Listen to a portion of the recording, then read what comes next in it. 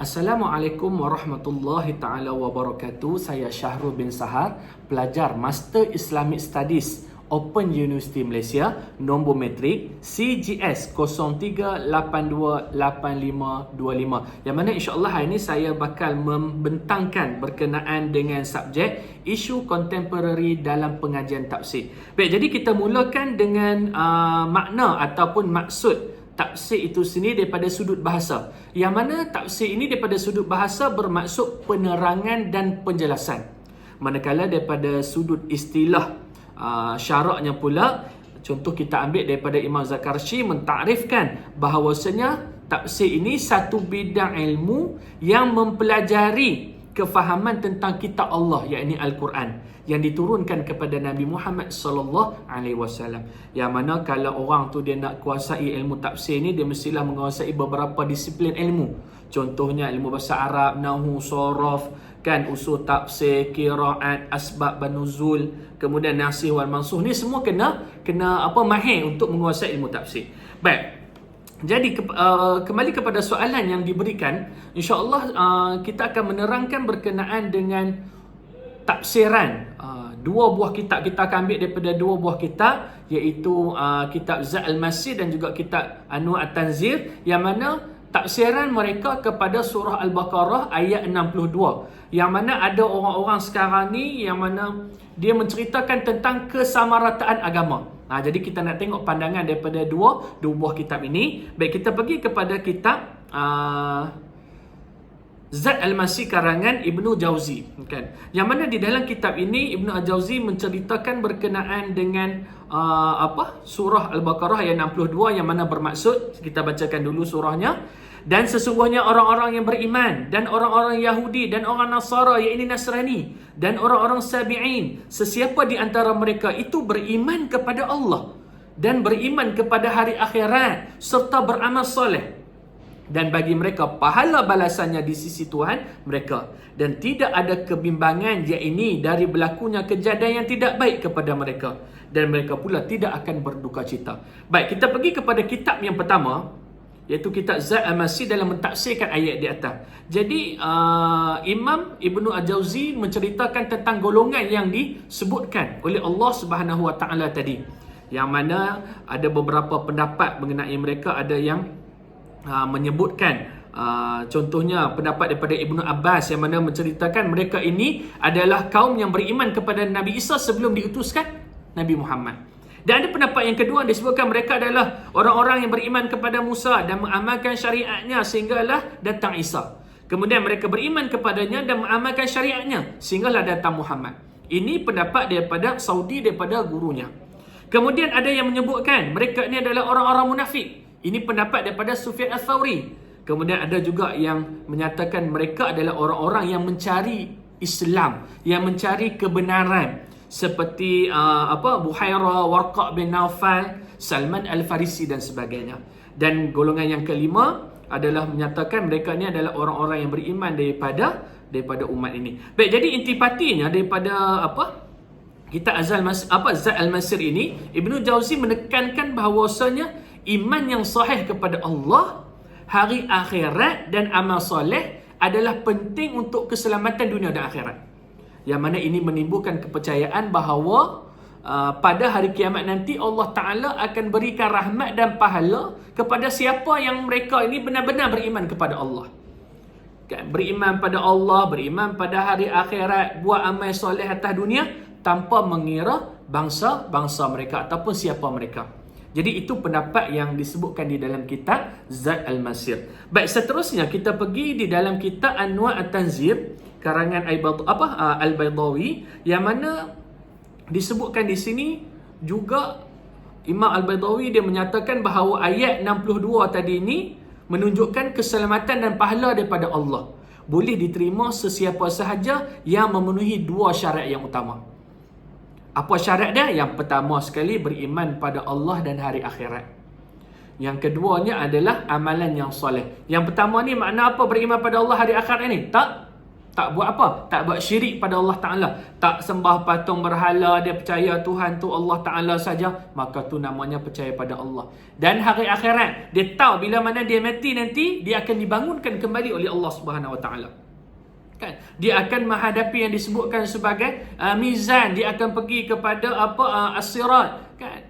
Dia akan ditanya soalan-soalan di hadapan Allah Ta'ala. Maka dia percaya tu. Maka tu syarat pertama. Yang keduanya, dah dia percaya dua benda tadi ni, maka dia beramal soleh. Maksudnya waktu dia hidup ni, dia jadi orang bagus.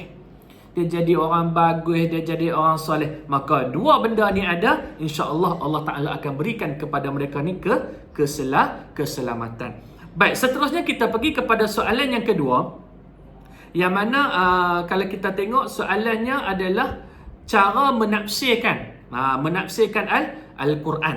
Jadi kalau kita tengok di sini, soalan yang diberikan adalah bagaimana dua kitab tadi menafsir Al-Quran. Maksudnya metodologi, cara mereka. Baik, kalau kita tengok di dalam kitab Zad Al-Masir oleh Ibnu Al-Jauzi, yang mana metod yang digunakan ni ada beberapa. Di antaranya adalah metod yang pertama, tafsir Al-Quran dengan Al-Quran.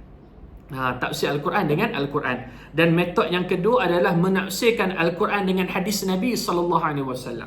Yang ketiganya adalah tafsir bil ma'thur, kan? Itu yang ketiga. Dan yang keempatnya adalah tafsir Al-Quran dengan asbab an-nuzul, dengan sebab turunnya ayat berkenaan. Baik, dan di dalam kitab Anwar At-Tanzil pula disebutkan bagaimana Imam Al-Badawi dia menggunakan metodologi tafsir dengan bahasa, dengan lurah lah. Yang keduanya adalah tafsir bil ma'thur. Yang ketiganya adalah tafsir dengan bahasa, dengan lurah lah. Kemudian yang keempatnya adalah tafsir dengan asbab banuzul. Dia ada empat metod ataupun empat cara di dalam menafsirkan Al-Quran. Baik, jadi soalan yang ketiganya adalah sinopsis kitab Muqaddimah fi Usul At-Tafsir oleh Ibnu Taymiyah. Yang mana kalau kita tengok, kitab ini dinamakan Muqaddimah Al-Tafsir, satu karya Ibnu Taymiyah, yang mana dalam bidang tafsir ni banyak dijadikan rujukan ulama' selepas daripada beliau lah. Yang mana kalau kita tengok, ada pendapat yang disebutkan ulama'-ulama', kitab ini merupakan salah satu kitab awal di dalam bidang ilmu usul tafsir.